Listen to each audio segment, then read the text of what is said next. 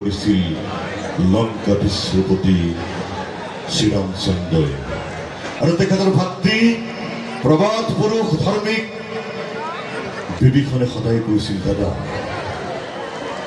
জগত জনীৰ শ্ৰীৰামচন্দ্ৰৰ পত্নীক তুমি শিৰত তুলি লৈ গৈ শ্ৰীৰামচন্দ্ৰৰ চৰণত সমৰ্পণ কৰি দিয়া, তেতিয়া হয়তো ৰামচন্দ্ৰই তোমাক মুক্তি প্ৰদান কৰিব। ত্ৰেতা যুগৰ সেই কাহিনীক কলি যুগত জন্মগ্ৰহণ কৰা গুৰুজন শংকৰদেৱে সেই ৰাৱণলৈ পঠাইছিল পাত্ৰ কি বুলি, অন্ধ মুগ্ধ দশক স্কন্ধ পাপবোধ জনকী কক্ষিৰত চৰাই ৰঘুপতি পদভৰ ধৰে ৰজনীশ্বৰ শংকৰ কৌতুক।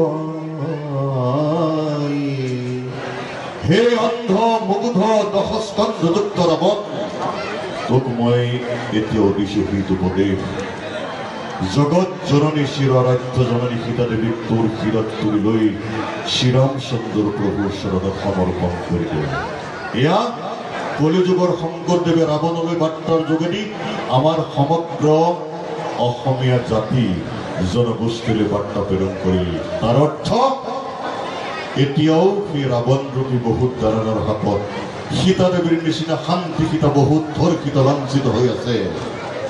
সেইকাৰণে বেদত কুসংগভাৱে কৰিছিল পৰদ্বাৰেষু মাতৃবত, যে নিজৰ পত্নী বিৰতি ৰাখি সকলো মহিলাক সকলো আই মাতৃগৰাকীক